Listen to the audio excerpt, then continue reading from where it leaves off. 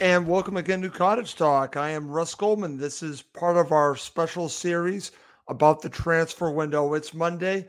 We're a little bit over 24 hours, a couple more hours than that, probably about 26 hours to go of the transfer window. And I do have some updates that I'll be sharing on this transfer window special for about 15 to 20 minutes. Also, want to mention on deadline day, I will be having a live show. I look forward to bringing that to you. We'll talk about the latest in transfer speculation. Hopefully, by then, a couple of Fulham signings, maybe some players leaving. Hopefully, we'll have some more information to share. I think we should as we get closer to the end of the window, and I will be sharing that show on Tuesday. Also, I'll be looking back at the window, the summer transfer window, and asking the question of the Fulham signings from this summer, hits or misses. We're going to go through each and every one, and I'll be asking everyone, is it a hit or is it a miss?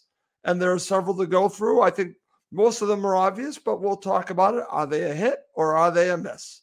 But let's get to the latest in transfer speculation, but I do have to do one thing before we go on to start the show. As always, please do subscribe on YouTube and Apple Podcasts. It does help other Fulham supporters find us. We are getting a lot of people signing up to the YouTube channel. I just want to say thank you. We really appreciate it.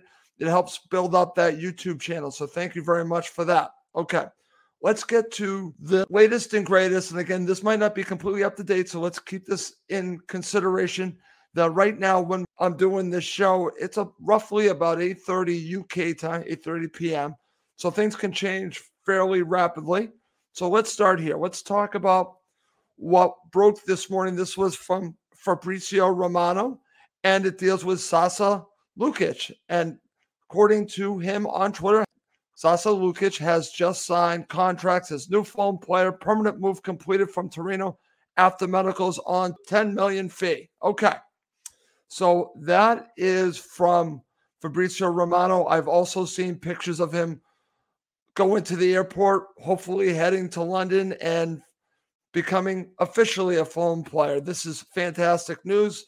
A Serbian central midfielder to play with Mitro. I think this is fantastic. Everything that I've seen and heard from him, this might end up being a steal for Fulham, the amount of money that they're paying for this. So for me, this is a huge signing. In some ways, you might be able to call this an upgrade. Maybe it is. Maybe it's an upgrade over Harris Reed. We'll see how he fits into Fulham's system. But I think this is a positive move for the future. So maybe this isn't just about in the future, but maybe it's also about the here and now. Maybe it's about a push for Europe. Who knows? So that is the first bit of news, and this is very positive news. Hopefully, by the time I do the show on Tuesday, we have a signing officially. But this looks like it's good to go. But as I've learned so many times with Fulham, until they make it official, it's not official. So I think this looks good, and I think this would be a positive, extremely positive signing for Fulham. So this is good news. So we're going to start off on a positive. So let's go to the other side because we're going to focus a lot on central midfielders. So this is from Peter Rutzler in The Athletic. And this is a saga that continues to go on in regards to Nathanial Chalobah. Talks with West Brom progressively, positively towards agreement, permanent move. This is according to Peter Rutzler. So I think this would be good for the player. I'm talking about Nathanial Chalobah. It just hadn't worked out for him at Fulham. I think to move on to a club like West Brom makes sense. Just basically restart his career. I think this is good for him. It's good for Fulham. It's good all the way around. I actually think it'll also be good for West Brom. So as I said on a prior show, I think this is a win for everyone involved. So let's hope this goes through for Nathanial Chalobah. I wish him the best of luck. I have no bad things to say about him. I know what happened in the Newcastle United match. I'm aware of that. But I actually wanted to see him play a little bit more, but obviously, he wasn't trusted to play more for Fulham this season, and I think this is what's coming out of it. It looks like possibly he's moving on to West Brom. We're going to have to follow this, and thank you to Peter Rutzler for updating us on that. Okay. So now let's move to a story that actually broke a while ago. So I want to say 18 or 19 hours ago. And this is something worth following. And this speculation keeps changing. So by the time I do the show, I'm sure it will change again. Like I said, this speculation really got going from Mike McGrath in the Telegraph when he posted this tweet about 18 or 19 hours ago. Here it is. Fulham are close to agreeing a deal for Norway midfielder Sander Berge from Sunderland following talks over the weekend. Now, Sander Berge is a well-thought-of central midfielder. Now, here's the thing, and I've seen Fulham supporters thinking, well, if they got Lukić, why would they go after another one? I actually think they're not linked, meaning I think that they are potentially going after both. So for me, I would love to see them bring in more central midfield help. He could potentially play that number 10 role. He could play the number 8 role, maybe even back up Pauline. I think he has the ability to play all three. I could be wrong on that. But as I've said, when he came to Sheffield United, it was a big deal and biggest signing ever for Sheffield United. They need the money. And there's been all speculation that Newcastle United were hot and heavy for him. Now I see speculation that they're not involved anymore. There are other clubs involved. And let's see where this takes us. And I would like to see Fulham bring in multiple central midfielders. So I'm all for this. Let's see if they can get it down over the line. It's a fluid situation. There are some big clubs that have been involved if you go by the speculation. So we'll see. Based on what I've been seeing, Fulham have been aggressive with this. So I think it's a player Fulham might really want to go along with Lukić. So let's just throw that out there to go along with Paulinho, Reed, and then Pereira. Why not? Why not bring in more reinforcements in central midfield? I'm all for this. So let's see if this becomes a reality. I'll say it again. I don't think that because they got Lukić that they're not going to continue to go after Sander Berge. I could be wrong on this, but I think Fulham are going for it.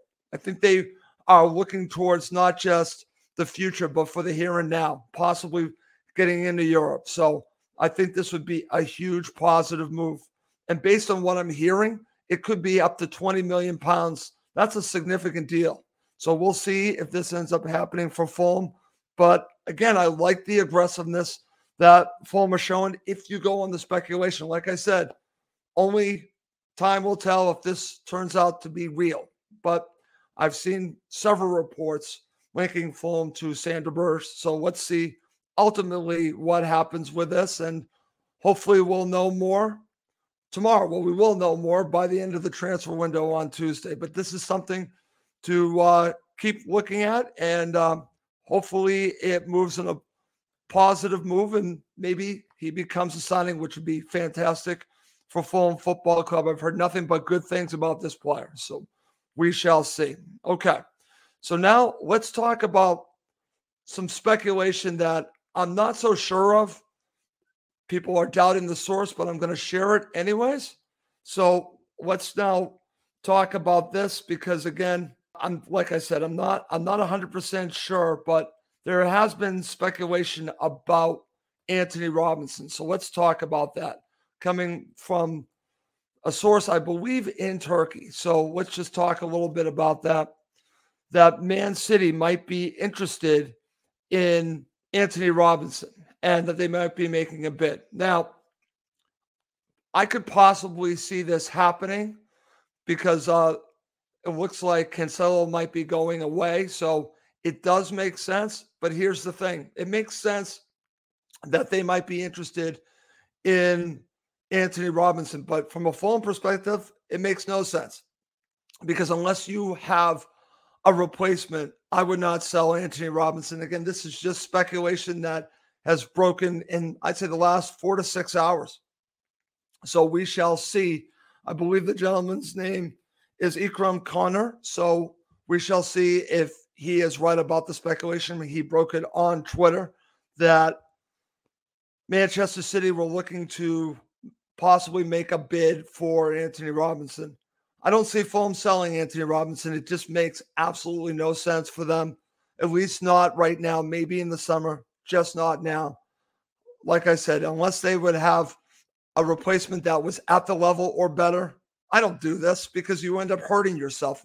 We've now have seen what a weakened left back looks like for Fulham Football Club. No, no, no. Do not even think about selling Antonee Robinson and leaving them with just Kurzawa. It makes no sense. I don't see that. But again, it's out there. That it's the silly season. It's a silly time. We'll see if anything comes of that. Also want to mention there is also speculation that Fulham might release Josh Onaman. He'll be a free agent. So if that happens, I wish him the best of luck. I thought that he has helped Fulham over the years and in one season get promoted to the Premier League. So in a way, I'll always have like a soft spot for Josh Onaman, but he was not a Premier League player. Let's just call it what it is. He just is not at that level. He's a championship player. So it makes sense that Fulham would release him if that is true. If they do give him his release, there's all kinds of talk that they will. And if they do, best of luck to Josh Onaman. I wish him only the best in the future, and I hope he would then find a new home because he deserves a fresh start. Just like Nathanial Chalobah, I don't wish either one of them bad. I only wish them the best if they end up leaving Fulham Football Club. Okay, very good. Okay, coming up next to end this show, I'm actually going to talk about the FA Cup. Okay, to end this show of Cottage Talk, actually going to talk a little bit about the FA Cup. The draw just came out, and if Fulham beats Sunderland, they will face Leeds United at Craven Cottage. So I say, let's go for it. Let's go up to the Stadium of Light and beat Sunderland and then face Leeds United at home. I like Fulham's chances at home against Leeds United. I think it would be fantastic. And then we could see how far they can go. Honestly, now I wouldn't say all in, but I'm farther into the FA Cup than I was prior because I could see a path for Fulham. There's a very good path here. So go to the Stadium of Light. Let's see you beat Sunderland and then take on Leeds United. I think that would be a fun run, and it would be a run. So it would be a cup run. So come on, Fulham, get it done against Sunderland so we can go on a cup run. I think that would be great. So I think this is a positive draw for Fulham. Now they have to take care of business so they can face Leeds United at home. Okay, very good. All right, we do have some comments. Let's see what people are saying. So Steve Rounds, I believe Steve is talking about the deal for Saša Lukić. 8 million fee is good business. I agree with you. I totally agree with you. Okay, let's see what Steve Turner has to share.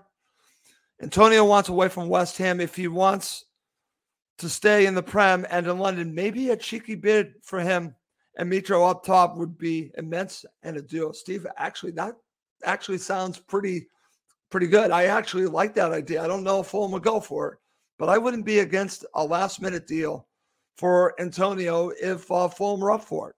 That is not a bad idea, my friend. I kind of like that. Okay. Let's see what else we got. My friend Val chimes in. They should unload a few more that don't make the bench or only play cup games. Val, I actually agree with you on this. It's funny because if you look at it, Fulham are pretty light right now compared to other teams in the Premier League. Get rid of the players that you're not going to play.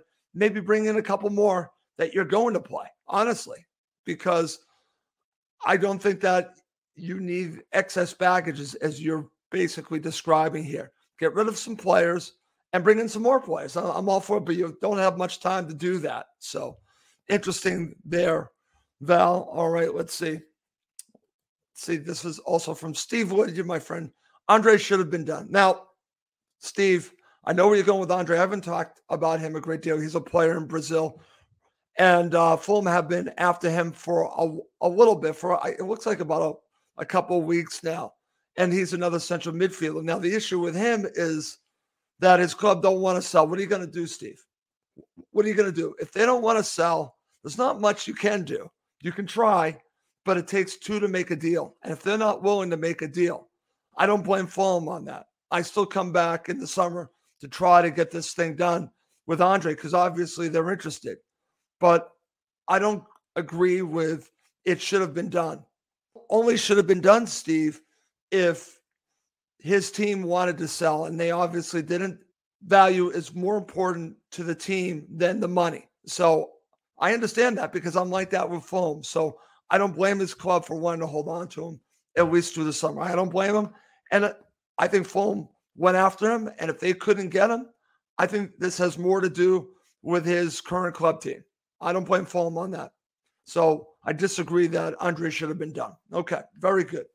Well, that's going to do it for this episode of Cottage Talk. I hope you're enjoying all the episodes. I can just tell by the amount of people listening and watching that you must be, because you keep coming back. So I really appreciate that. We're going to have many more shows coming up. I'm not ending my streak here. I'm going to keep pushing forward, giving you as much content as possible on Fulham Football Club. Like I mentioned, I will have a transfer deadline show tomorrow. So that should be fun. Hopefully we'll have some signings by the time I do it live. That would be great. And I'll be looking back at the last transfer window and asking the question on each player Fulham signed, hit or miss. And that should be fun as well. And I hope you will share your comments live with me. We can have some fun as the transfer window unwinds to its end. Okay. Well, that's going to do it for this episode of Cottage Talk. Please do, as always, subscribe on YouTube and Apple Podcasts. It does help other Fulham supporters find us. Well, that's going to do it for me. I'm Russ Goldman. Thank you, as always, for watching and listening to Cottage Talk, now part of the talkSPORT Fan Network.